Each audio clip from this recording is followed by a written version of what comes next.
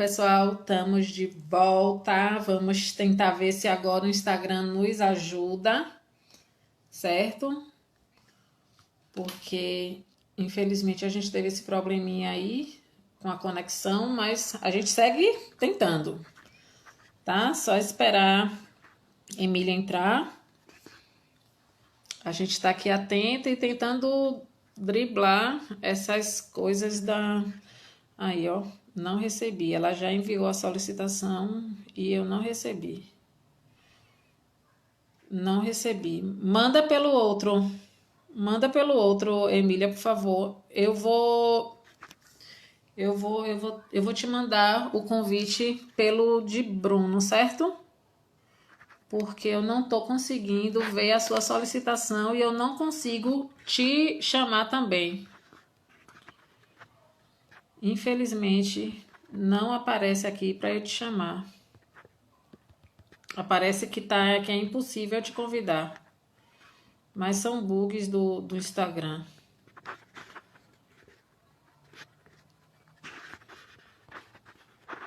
Eu vou chamar pelo de Bruno. Comenta aí se eu posso chamar pelo de Bruno. Se você vai estar... Se tá ok. Comenta aqui para mim, por favor. Ou então, Bruno, manda o convite para mim, que aí eu já aceito e a gente começa, porque pelo de Emília não tá indo. O seu eu sei que vai, porque você tá aparecendo para mim.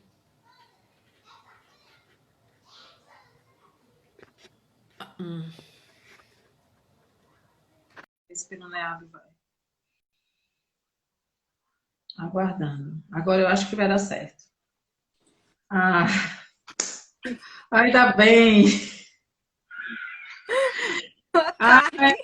que tensão. Me desculpa por isso, né? A gente fica se desculpando por algo que a gente Não, nem não tem controla. problema, não. A questão toda é que a internet não está ajudando, a plataforma também não ajuda e não tem agora mais live nem atividade, reunião, que não tem É, interrupção por conta da internet.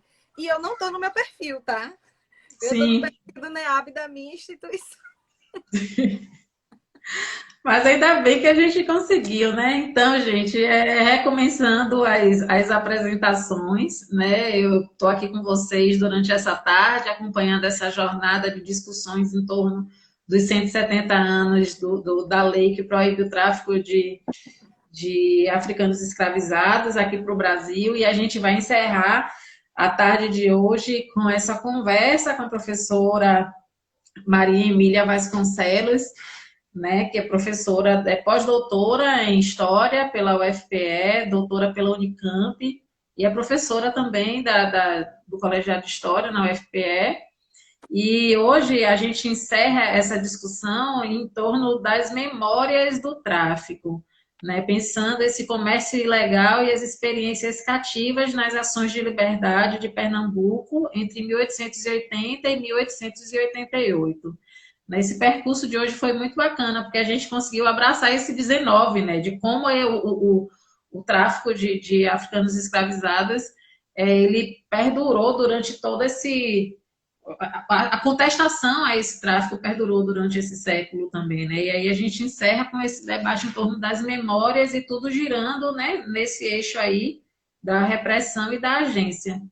E é isso, Emília, você tem aí 30 minutos de fala e depois a gente vai dialogando a partir do que for levantado aqui nos questionamentos. Seja bem-vinda e mais uma vez desculpa aí por essa confusão aí do Instagram na continuidade dos nossos trabalhos, né? Mas a gente está aqui firme.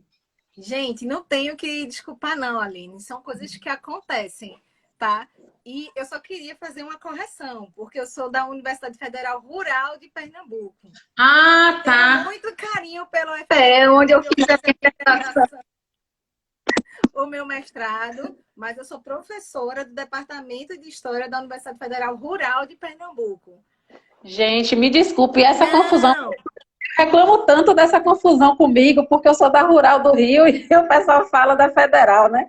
E aí acabo fazendo o que eu vivo reclamando, me perdoe. A Não tem Federal Rural, problema. Acontece até porque são instituições muito próximas, irmãs, às vezes sim, circula e não tem problema. mas é É, importante destacar. até que enfim a gente conseguiu e está aqui, não estou no meu perfil, mas estou no perfil do NEAB da UFRPE. E eu quero dizer para vocês todos que para mim é uma satisfação estar participando da jornada.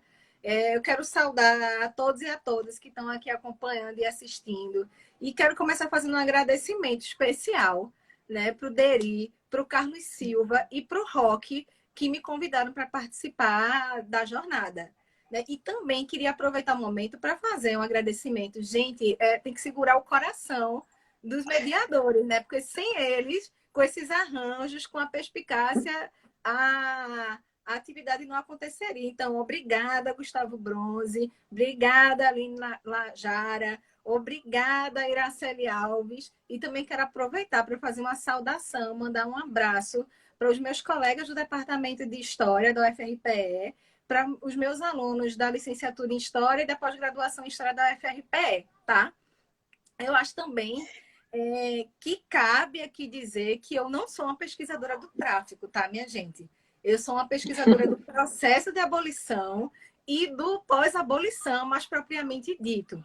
Mas eu desenvolvi uma pesquisa junto com a estudante, a Juliane Paz. Ela foi bolsista no projeto. Esse projeto ele é financiado com recursos do CNPq, no edital universal. Então, esse é um projeto que se chama Abolição e Pós-Abolição em Pernambuco, Experiências, Trajetórias e Direitos, de 1880 até 1910. Então, por isso que está aí no título da minha apresentação de hoje, que é Memórias do Tráfico, Comércio Ilegal e Experiências Cativas nas Ações de Liberdade de Pernambuco, entre os anos de 1880 e 88. Quando eu e Juliane, né, nos debruçamos sobre a documentação, que são as ações de liberdade, a gente estava muito interessado, primeiro, né, em entender qual era o papel dos curadores e dos advogados nas ações de liberdade. Até que a gente foi surpreendida que para a década de 80, para a região que a gente estuda, que é a zona da Mata Sul de Pernambuco, que é a região, né, de grandes plantations açucareiras, com muitos engenhos e com um número grande de uma escravaria, então a gente começou a encontrar dentro do universo das ações de liberdade que estão depositadas lá no Memorial da Justiça de Pernambuco, a gente começou a encontrar algumas ações de liberdade, algumas ações cíveis de liberdade em que os demandantes, os escravizados que reclamavam por suas liberdades eram africanos e reclamavam suas liberdades a partir da lei de 1831. Ou seja, de que estavam escravizados e tinham sido traficados ilegalmente. Então, essa era a nossa grande questão. Então, a partir desse material que a gente levantou, e em parte, eu tenho até que agradecer também ao professor Marcos Carvalho, da UFPE, porque ele também me cedeu algumas fotografias dos processos que ele também já tinha coligido. Então, discutindo o dia de hoje, depois do Paulo ter falado, do Deri ter falado, fica também mais fácil, né? Porque eles já levantaram algumas questões. Ainda que também, nos dias anteriores da jornada, né, a gente tem visto aí pesquisadores e pesquisadoras que têm tratado da questão do tráfico para outras temporalidades, mas muitos têm falado, né, sobre a questão da lei de 31, sobre Sim. a situação dos africanos livres. Então, em certa medida também, eu já tenho aí algum caminho andado, né, para essa minha fala de hoje. Então, nessa documentação que foi levantada, nas ações de liberdade, nas ações cíveis, né, que demandavam liberdade, não só a memória a partir do relato dos africanos, mas a gente também conseguiu obter alguns indícios, né, algumas informações sobre as embarcações, como é que se dava a recepção dos traficados ilegalmente para essa região, quais eram as pessoas que estavam envolvidas nessa tarefa, quais eram as redes de relação que eram também tecidas entre esses africanos e africanas traficados ilegalmente para Pernambuco. Então, a partir do momento que eu estudo Pernambuco, o caso pernambucano, e mais precisamente da zona da Mata Sul de Pernambuco, também serve para iluminar, né, outras realidades em outros espaços também que ocorreu o tráfico ilegal depois de 31, mas ainda, né, os casos que foram se avançando até 1850. Bem, eu já venho estudando a zona da Mata Sul de Pernambuco, né, desde o meu doutorado, né, com a intenção de pesquisar, de entender como é que os escravizados daquela região, que era tão pujante, que já tinha ali um hábito senhorial, escravista e de violência solidificado por mais de 3 séculos, né? Havia ali um hábito senhorial. Então, como é que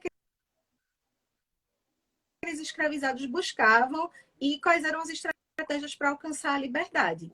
A gente tem desde as fugas, não agir da forma que se esperava nas atividades de trabalho, de demandar,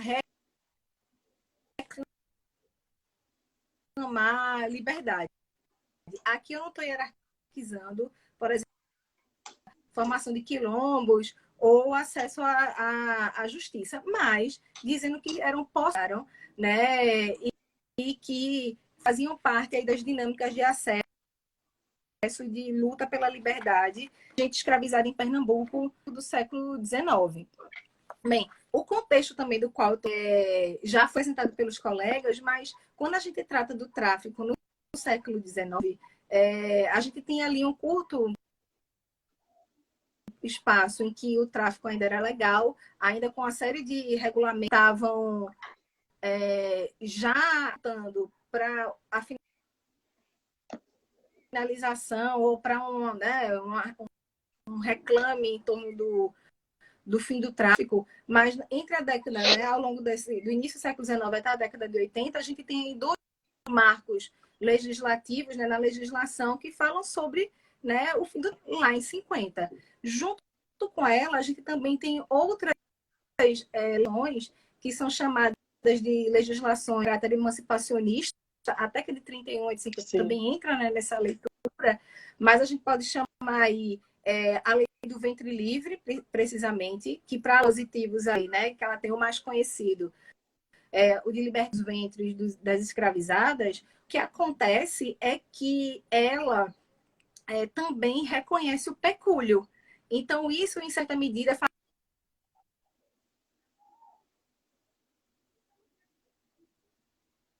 né, as suas liberdades. Isso que, em todo o Brasil, a maior parte da documentação, né, que corresponde às ações de liberdade,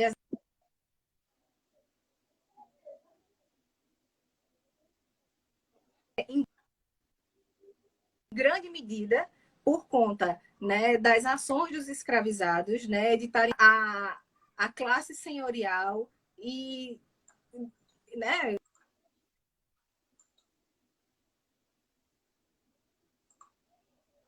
acredito que mais ainda pelos embates produzidos pelos escravizados. Na década de 80, né, e aí como lembra o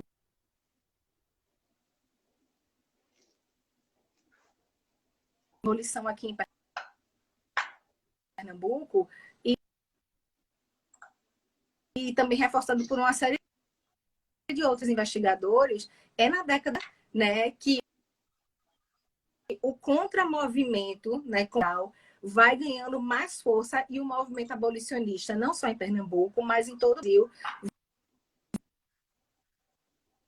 vai as leis de avançar, né, em outros espaços. E aí a figura dos bacharéis, advogados também entram em cena. É interessante saber o que é um bastante diverso. Então, a nossa conexão está um pouquinho ruim, tá travando um pouco. O pessoal tá comentando aqui, eu também estou sentindo isso. Tá cortando bastante a fala. Você está ouvindo direitinho? Você tá me vendo normal? Estou vendo normal, escutando normal. Para mim, o ruim é que eu não consigo ver que está ocorrendo nenhuma falha. Gente, aqui está falhando muito, o pessoal está comentando também, mas vamos seguindo. Vamos seguir. Camille? Tá travando bastante para mim. E algumas pessoas estão Tá. reclamando que tá travando, mas vamos seguindo. Você estava falando Ok, deixa eu só. do que seriam, né, essas ações de liberdade.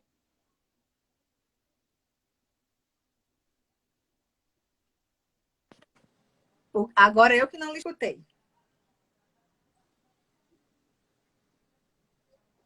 Cortado.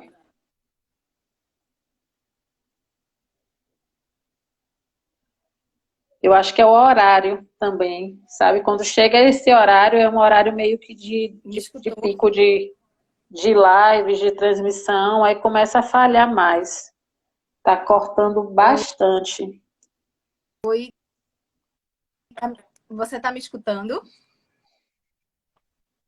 Tô escutando cortado. E o pessoal tá reclamando aqui também, que tá travando bastante. Mas eu acho que a gente. Você tá me ouvindo? Eu acho que a gente pode seguir.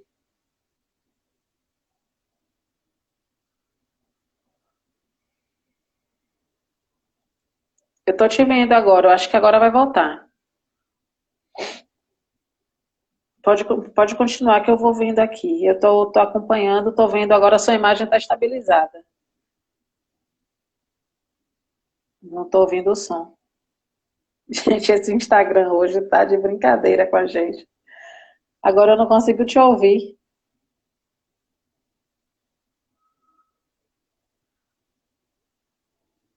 Pessoal, vocês estão ouvindo, Emília? Comentem, por favor, aí no chat, porque eu não consigo ouvir.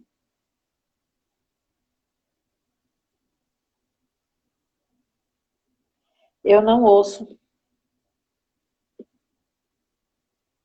Comentem, por favor, no chat se vocês estão escutando a professora Emília.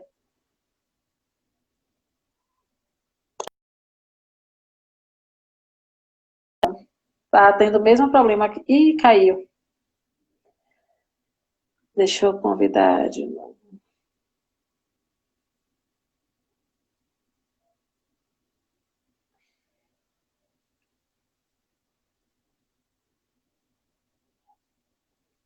Já convidei, gente. Está aguardando ela entrar novamente. Não, convida não, aceita. Pronto, é isso, Aceitou. aqui. Aceitei.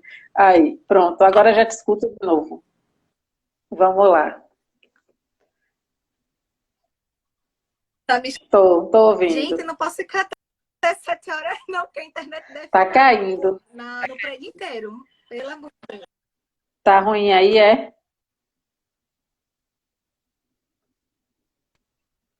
É isso, são problemas que a gente já ficou Tô te mudo de novo.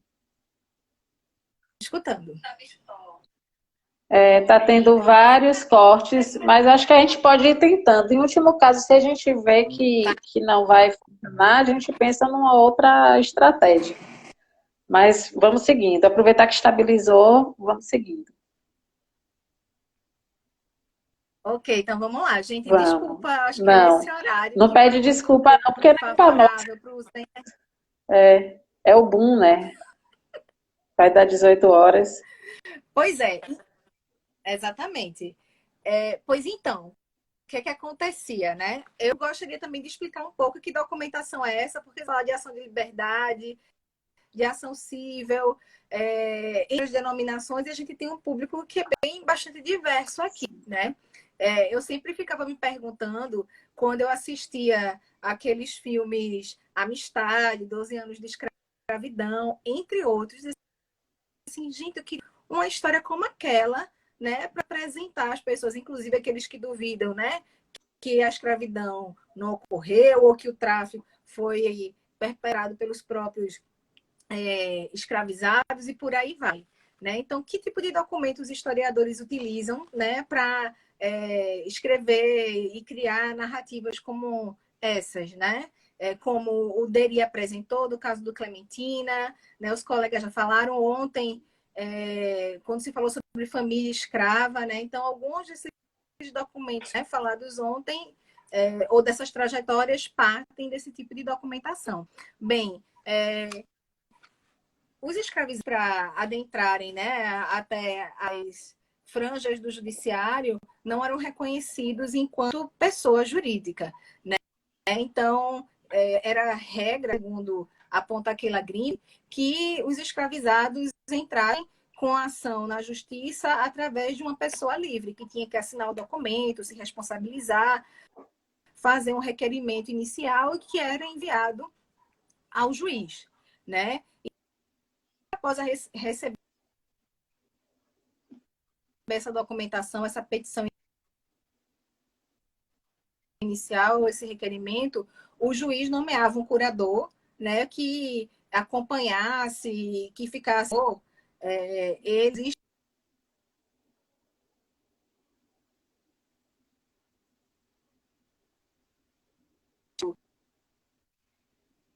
era considerado incapaz,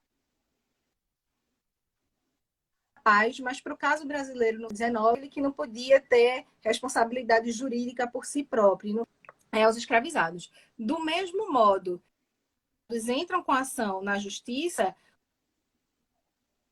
réu com o libelo de contrariedade, né, vão apresentando aí elementos que comprovem de que eles não sejam, não tenham posse de uma propriedade. Ao longo do curso são escutados advogados, são apresentadas certidões, ou seja, é uma documentação que é rica, né, que aparece desde assentamento de batismo, matrícula de escravizados, ou seja, é uma documentação bastante diversa que aparece nesse. Para essa conversa de hoje, eu e a estudante bolsista que participou comigo, a Juliane Paz, a gente selecionou o caso da escravizada Bem-vinda. Esse processo ele aparece na comarca do Recife, mas trata de uma ação e de uma trama que ocorre em Ipojuca, que é um dos municípios mais ricos da zona da Mata Sul de Pernambuco, na época, né, ao longo de todo o século XIX. Então, essa ação da Bem-vinda, ela começa em 1800, ela dá entrada em 1885. E essa ação, ela tinha o objetivo de alcançar a sua liberdade, de se alviar. E ela é apresentada, né, e ela se identifica também como uma escravizada que foi do capitão da Guarda Nacional, José Antônio Francisco Pereira dos Santos. A alegação inicial é de que ela tinha sido traficada, importada lá do continente africano, ainda quando era criança de colo, criança de peito. Tinha essa embarcação negreira lá de Luanda e tinha chegado ao Brasil mais ou menos entre os anos de 1831 e 32, na versão dela, mas na versão do seu dito proprietário, ela chegada em 1827. Há todo um conflito acerca do debate, né, da idade de Bem-vinda, de que ela teria lá em 1885, 58 ou 52 anos. Isso faz toda uma diferença, inclusive no desfecho da ação, né? E ela vai relatando, não só ela, mas as suas testemunhas, de que elas tinham descido. E aí o que o Deri falou antes vai me ajudar também, né, nesse processo. Não só o Deri, como também os trabalhos que foram desenvolvidos pelo professor Marcos Carvalho, que já tem aí alguns artigos que falam sobre a questão, né, de que esse desembarque se deu à noite, de que ela teve que andar agachada, que a embarcação chegou em Porto de Galinhas, que era o nome que era dado para dizer que, né, no porto chegaram as galinhas, principalmente para camuflar a chegada de africanos e africanas traficados ilegalmente. E a partir disso, né, ela chega à noite, tem que andar agachada, é levada até uma casa, até um depósito, e eles esperam até outro dia, onde ela é leiloada junto com os outros africanos que chegam com ela. Esse relato, inclusive, é bem semelhante a um outro relato bastante conhecido que a gente tem na historiografia, que é o relato do Baquaqua, né, onde ele diz que chegou em Pernambuco, né, segundo o relato dele, América do Sul, de manhã cedo. E o navio ficou zanzando durante o dia sem lançar âncora. Ficamos sem comida e sem bebida, ou seja, o sofrimento era longo, como você falou, né, Aline, na fala lá do Paulo, e também reforçando no Deri, mas mais lá do Paulo, de que se o livro didático trata só do tráfico no percurso da viagem, né, das embarcações negreiras, mas é algo que, tanto antes quanto depois da ilegalidade do tráfico, que acontecia muito antes, né, e que ainda tinha suas reverberações após a chegada desses sujeitos nos diferentes portos do país. Né? Então, ele diz que ficaram sem comida inteiro, que foi dado a entender que eles tinham que permanecer em silêncio, sem fazer clamor algum, senão as suas vidas estariam em perigo. E aí ele diz que foi muito, né, no seu imaginário, que aquilo ali parecia um momento de trevas, de terror, até que foram lançados os ferros, né, do convés, e eles foram manuseados pelos senhores que vieram da cidade. Eles foram desembarcados algumas milhas da cidade, que era usada como uma espécie de mercado de escravos, e ele foi.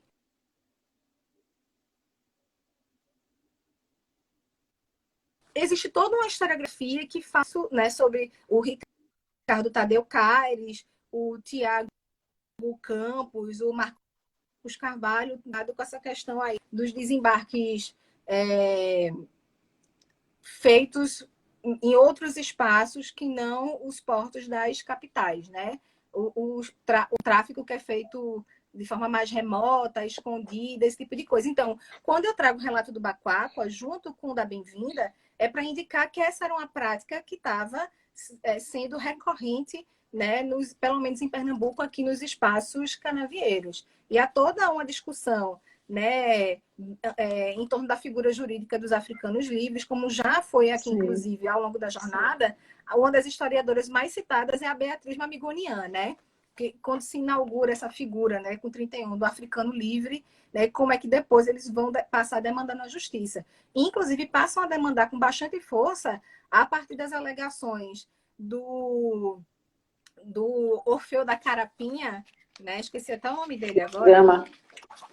O Luiz Gama, lá no texto da Elcênia Azevedo, né, que é ele que vai inaugurar, inclusive, a partir de um cálculo simples, sim, que é verificar as idades, sim, das pessoas, quando é que elas entraram, né, no país. Bem, lá no caso, e aí já para a gente avançar, né, para o fim da minha fala, nesse processo, a Bem-vinda traz mais duas testemunhas, que são duas africanas que vieram com ela também na embarcação, que é a Delfina e é a Maria Rita. Todas elas afirmam, inclusive, que já conheciam a Bem-vinda desde a África, desde Luanda, que ela era da região de Angola, que o nome dela não era Bem-vinda em África, que o nome dela era Domingas, mas que ela foi batizada e um outro nome foi dado a ela. Ou seja, a gente encontra aqui também a experiência das malungas, né, das mulheres que se encontraram, e todas elas dizem, as duas, né, o que é reforçado também por outras testemunhas do processo, de que ela tinha vindo criança, se entre 4 ou 8 anos de idade, mas muitas afirmam que ela teria vindo ainda enquanto mamava, que era criança de colo, que era cria de braço. E que uma delas, inclusive, servido de ama dela, né? Então, é muito comum, inclusive, legalidade, que fosse trazido crianças, né? E que essa é a fase, né, a fase mais perversa do tráfico, sim, que é o maior número de crianças que vão sendo trazidas para o Brasil, né, para as Américas, me parece, né? Uma coisa que me chama a atenção para o meu trabalho, mais especificamente para o período que eu trato, é que nessa ação de liberdade tem uma figura também que ganha destaque.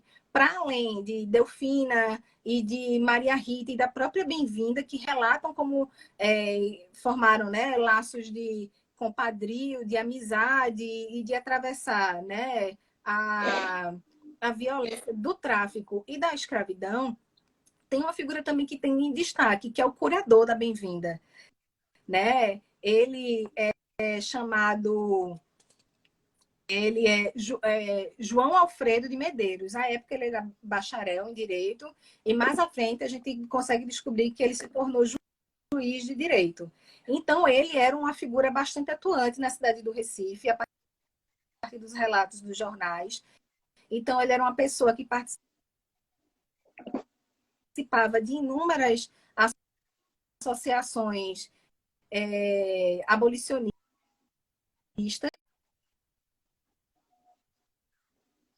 do dito senhor tinha um comprometimento porque tinha um parentesco com ele.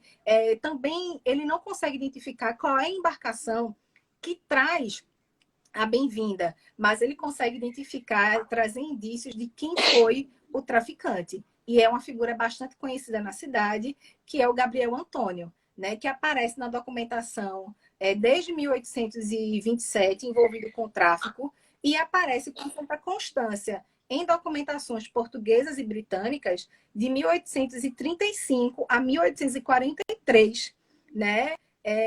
Dizendo sobre o envolvimento dele no tráfico negreiro. O envolvimento era tanto que, inclusive, diziam que ele costumava carregar as embarcações cheias de pipa d'água e levavam para outros espaços para tentar burlar, né, a investigação. Sim. E a tentativa de burlar, de impedir o tráfico de pessoas, né? Então, ele conseguiu prestígio e poder, né? E aí a gente está vendo essas discussões em torno dessas figuras, né, que aparecem nas estátuas nas cidades, né? Ele é uma dessas figuras, né, que conseguiu prestígio, poder, relevância a partir das suas riquezas obtidas com o tráfico de pessoas. Bem, eu sei que o tempo não é muito grande, mas uma coisa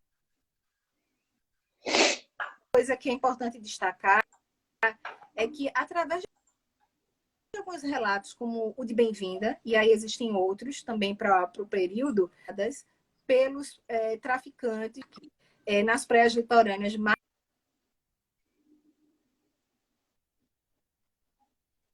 afastadas, né, que tinham essas praias oceânicas propensas para trazidões. Esse tráfico agora ele é feito dentro das que inclusive utiliza uma denominação, um conceito, né, que agora não eram mais. Se antes os senhores de engenho não tinham um envolvimento tão grande com o tráfico, a partir desse momento eles se convertem em proprietários traficantes ou em escravistas traficantes, senhores de engenhos traficantes, né? Então acontece dentro das unidades particulares, dentro dos engenhos que tinham abertura para o mar, para passar a trazer esses escravizados. E também, dentro das estratégias, há uma diminuição das embarcações, ou seja, palhabotes, lanchas, iates passam a ser utilizados, então o espaço é menor. Os escravizados também ficavam um período parados, né, ou escondidos, até serem levados para um leilão. Por fim, existe um leilão, ou seja, muda-se um pouco a dinâmica no tráfico, na ilegalidade. Além de que se trabalhadores no entorno desses engenhos e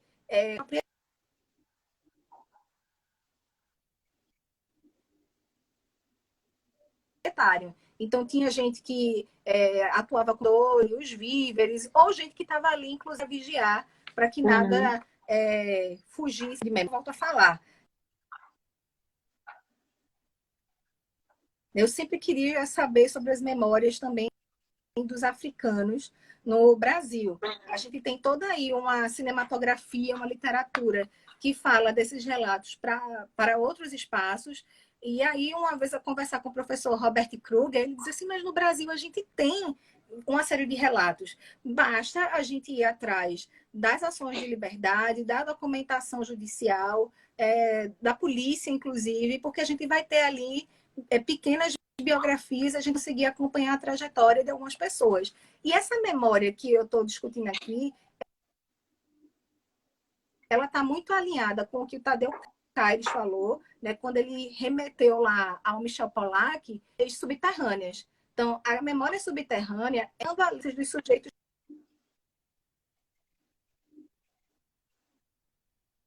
que vêm de baixo e querem fazer valer as suas recordações, os seus lugares, e aí vai de encontro com essa dita memória oficial.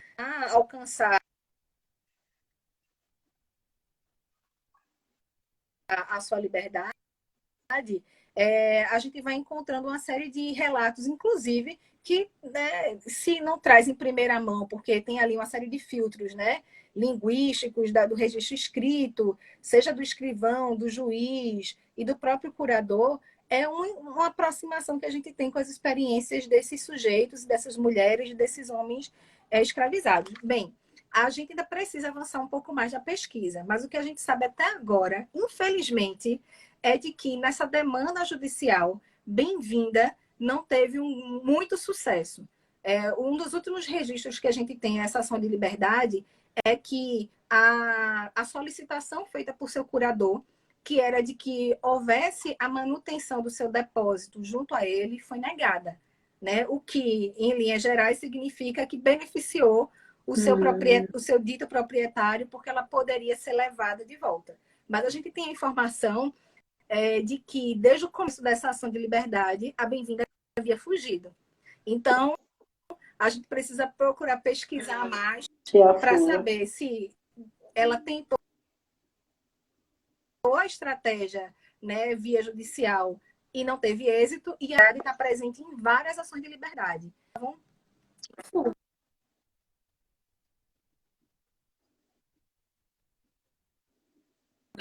né? Então, eu acho que é uma experiência fantástica, né, para as canas alcançar suas liberdades, inclusive Com criar certeza. uma rede de solidariedade. Bem, então, são essas experiências que a gente tem encontrado na documentação e que nos faz repensar, inclusive, a própria história do Brasil, né? Se antes o tráfico era visto, né, apenas como o Marcos Heidegger coloca, né, o personagem principal era a embarcação, né, esses novos estudos, inclusive, estão visibilizando os sujeitos e as suas lutas pela liberdade, escutando Deu uma travadinha aqui. Tá me vozes. ouvindo, Emília? É isso, né? Acho que eu até extrapolei um pouco do meu tempo. Tá me ouvindo? É porque sua imagem... Ah, sua imagem travou aqui para mim, eu não vi se você concluiu. Ah, pronto. Mas também, né, depois agora dessa confusão toda que foi para entrar, eu não podia te cortar. Deixa eu te falar. A gente tem alguns questionamentos aqui, mas a sua fala ela foi bem compreensível, mas ela foi muito cortada. Foi muito cortada, em alguns momentos cortou bastante, assim, mas deu para a gente entender o fio da meada da pesquisa, do debate, do trabalho que tem sido desenvolvido. Né? Depois a gente pode pensar numa estratégia para poder retomar um pouco algumas coisas. Tá cortado aqui para mim, eu não sei se você está me escutando. Tá me ouvindo? Então, eu vou sinalizar aqui algumas coisas que foram levantadas, algumas perguntas que foram pontuadas aqui, para poder a gente continuar o debate, né? Uma primeira coisa que é levantada aqui, que eu achei muito bacana, é que você traz essa discussão da memória, do tráfico, e mostra como esse tráfico ilegal, né? Como esse empreendimento, ele continua ecoando, mesmo durante esse período aí que já se pensa numa emancipação, que a gente já tem leis emancipacionistas, mesmo nesse período que já se pensa numa política abolicionista, né, a gente ainda vive efeitos desse período aí, principalmente do tráfico ilegal. E aí o Bruno, ele sinaliza isso, né, se é possível, se poderia discutir um pouco mais sobre esses desdobramentos, né, do tráfico nos estudos pós-abolição, né, e quais perspectivas podemos dar a esses novos estudos. Tem uma pergunta aqui da Cecília, que ela está questionando como era a fiscalização, né? Como era que se dava esse processo de fiscalização, de denúncia também, né? Como é que pode, e ela pergunta aqui assim, né? Como pode ter vindo tanta gente, né? Durante esse período aí da ilegalidade. E tem um outro questionamento também a respeito, se você fez um levantamento sobre a questão etária, né? se nesse tráfico a quantidade, esses relatos são relacionados a pessoas jovens ou a adultos, né? Como você falou, tem muitos casos de crianças também, né? Quando você estava falando, apresentando, eu estava pensando também muito aqui na precarização, né? Que dessa liberdade, porque a gente vê, você está trazendo aí uma ação de liberdade que é da década de 80, né? Então, como esses sujeitos eles estavam requerendo essa liberdade, inclusive utilizando-se da justiça para isso, mas como era uma liberdade extremamente precarizada por conta das formas que toda essa que esses que articulavam a empresa do tráfico também ainda, desse comércio ilegal, eles se auxiliavam ali, né? Você vê o senhor que não estava diretamente vinculado a essa empresa, chega num determinado momento, ele já passa também a agir diretamente para poder garantir, né, a sua propriedade, a manutenção da mão de obra, enfim, de como a gente pensa, como essa liberdade também era precarizada. E um outro ponto que eu acho que você pode também discutir, fazendo o link aí com todas essas questões que foram levantadas, é a respeito das condições também totalmente insalubres, né? Tanto do transporte quanto da manutenção dessas pessoas, inclusive no período que eles estavam buscando estratégias para driblar a fiscalização, né? Esse tempo que ficava ali em quarentena, entre aspas, esse andar agachado, a forma como eles utilizavam toda uma série de artifícios para poder driblar o fato de serem africanos, de estarem ali comercializando africanos livres. Tomara que você tenha escutado, porque para mim está travando um pouco ainda.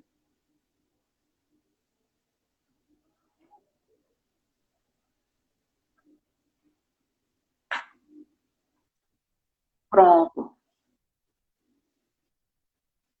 pronto, vamos lá.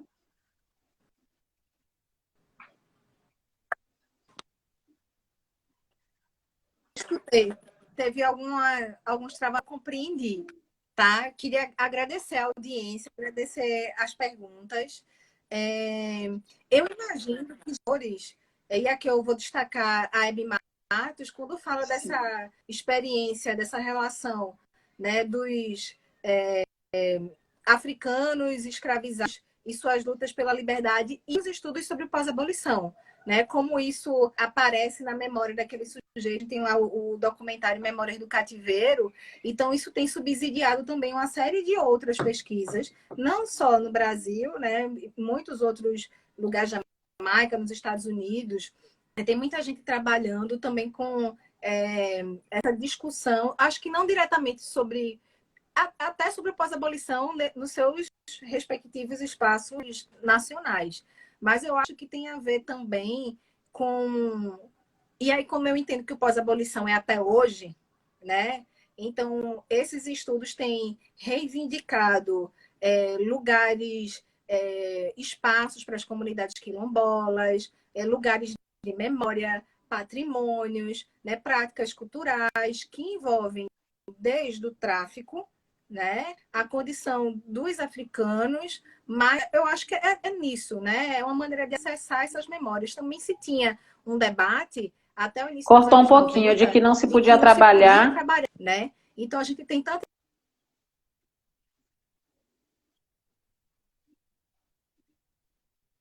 memórias, também como as memórias que são passadas por com as experiências do pós-abolição para isso, porque e essa seria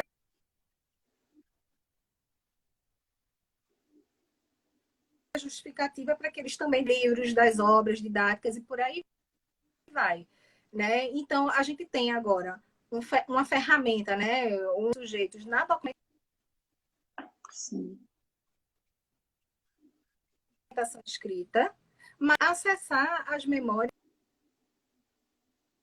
que são partilhadas entre gerações, que falam sobre as experiências dos escravizados. E isso está patente lá no trabalho da Hebe Matos, da Marta Abreu.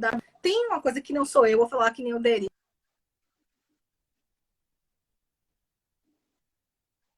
né? Eu estou me apoiando aqui, né, nos estudiosos que se debruçaram para pensar o tráfico, e não tem como não deixar de mencionar o trabalho lá do professor Marcos Carvalho. Né? Eu até lembro que em conversa com ele, ele dizia que até não queria mais estudar o tráfico ilegal, porque ele estava agora encontrando muitas crianças e muitos jovens. Isso tem a ver com as mudanças que tiveram que ser empreendidas pelo tráfico ilegal. Há uma diminuição das embarcações. Então, ainda que as crianças fossem mais baratas de serem vendidas, sobre elas incidia também uma taxação menor para o tráfico. E elas poderiam ser trazidas também dentro das embarcações sem ter uma equipe, né, da embarcação tão grande, sem tantos ferros. Então, as crianças eram mais fáceis de serem dominadas, comiam menos, né? Lá do texto de acho que é de um traficante ou de um viajante infernais.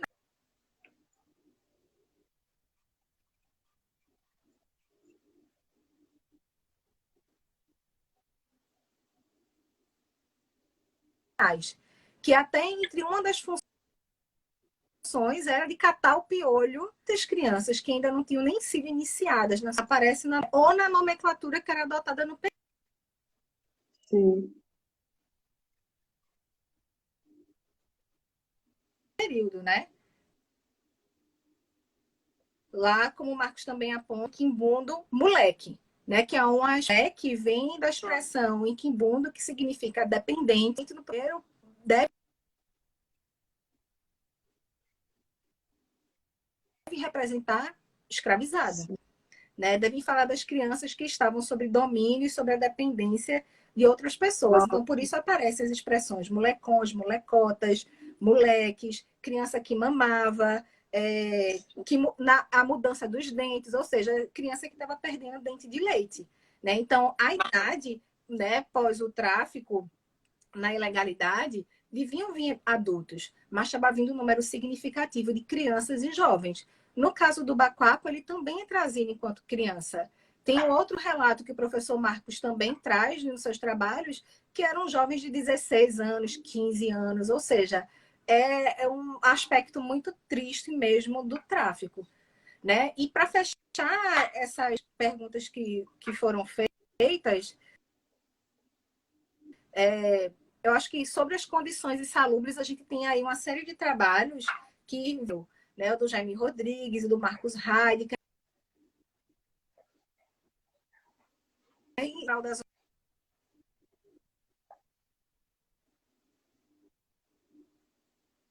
Zona da Mata Pernambucana, é que se estabelece um consórcio entre os senhores comprarem terras, casos em que a vigilância era mais diminuta.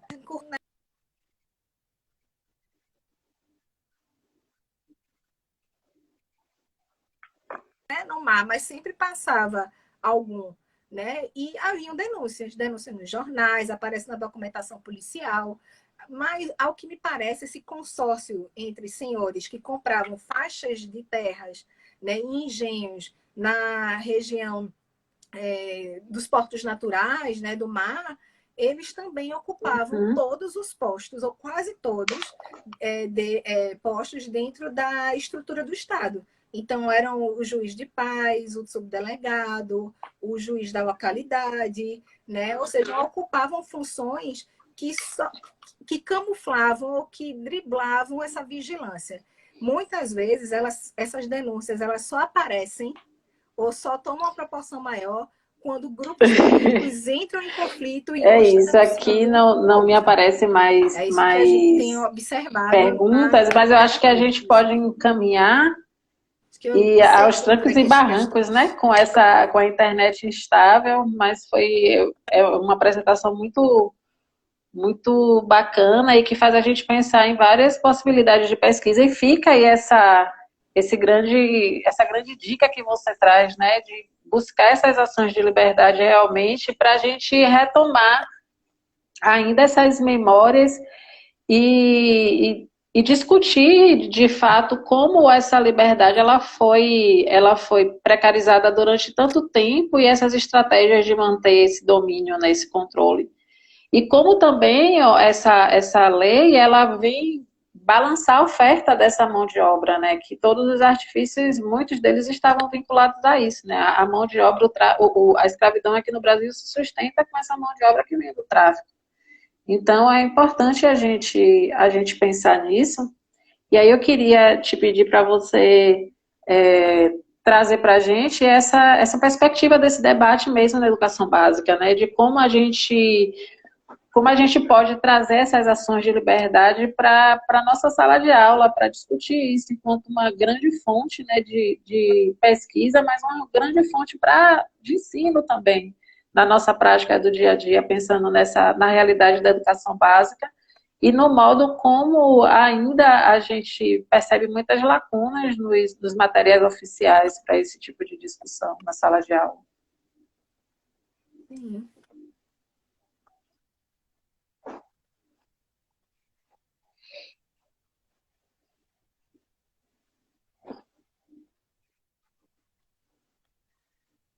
Eu acho, Aline, que é uma fortuna a gente estar aí, né, que se reeducar para as relações étnicas e raciais de uma forma muito efetiva, e tendo em vista, né, esses casos de racismo que a gente tem visto no Brasil e no mundo. Então, se faz necessário a gente se educar, né, para pensar a experiência dos africanos e dos escravizados no Brasil e no mundo.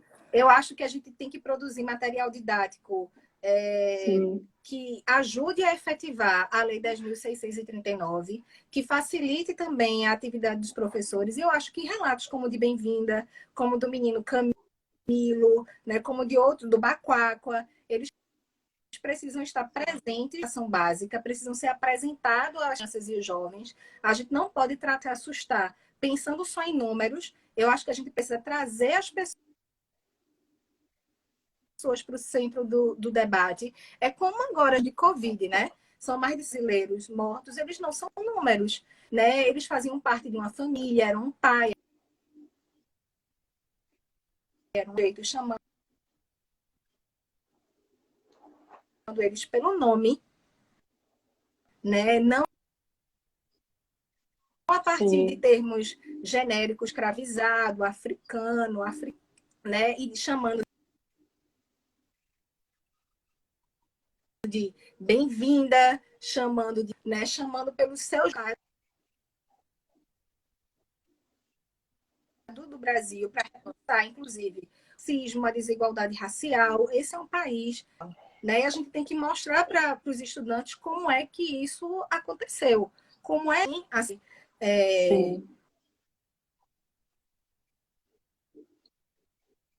Esse tipo de trabalho também ajuda a recuperar as humanidades perdidas. Não são números, eles não são só cativos, né? Eram pessoas que professavam a fé, né? Que produziam arte, intelectualidade, que possuíam um lugar de destaque na sua sociedade, em África, e também passaram a ocupar no Brasil, que tinham a sua fé.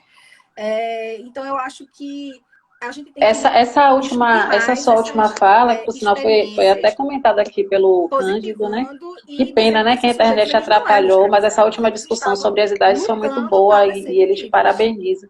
Eu fiquei pensando muito também no modo como a sociedade brasileira ainda olha para essa criança negra, né?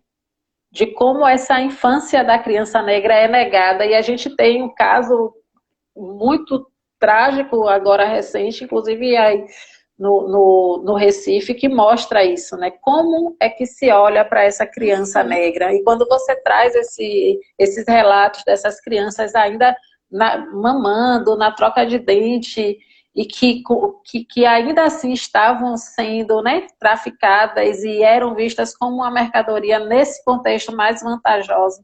Como é que esse olhar ainda se processa em relação às nossas crianças negras? E não tem como a gente não fazer essa ponte com pós-abolição, como o Bruno sugeriu também, né, no questionamento dele.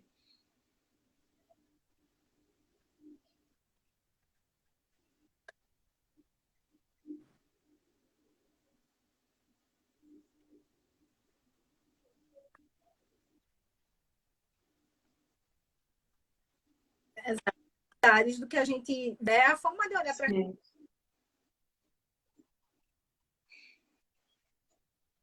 nossas crianças, o sentimento de infância que é, quer dizer, o sentido de infância que é negado da pele. Eu acho que isso é bem triste. E uma coisa também, Aline, só para fechar, devem ser pesquisados, recolhidos, né, ou apresentados pelos pesquisadores aos Sim. professores de educação básica também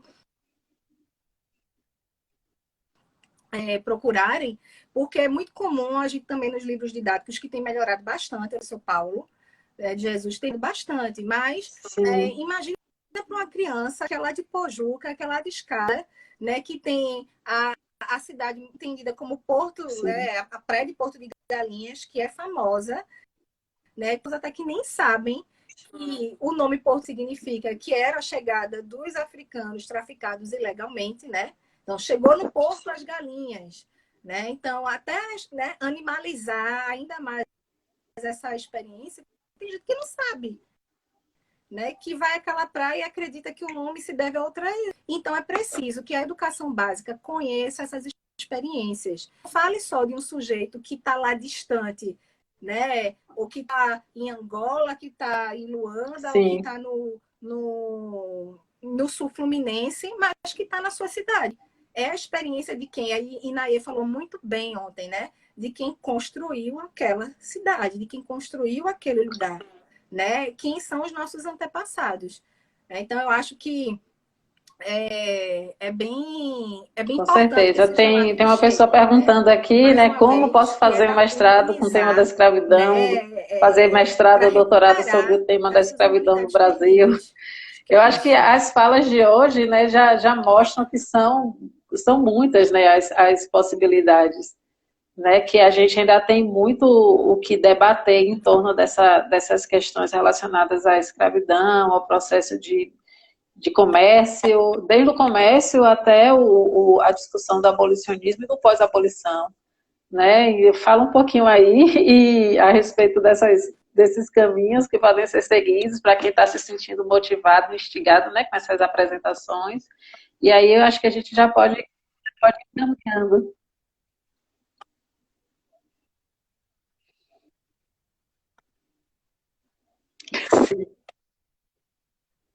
Bom, que bom, vamos junto. Ok. Essa pergunta dava uma outra live, não é, Aline? Só para a gente dizer, né, como começar a fazer a pesquisa, mas o que é que eu indicaria, né? Nesses tempos em que a gente está todo mundo recluso em casa, as bibliotecas na internet,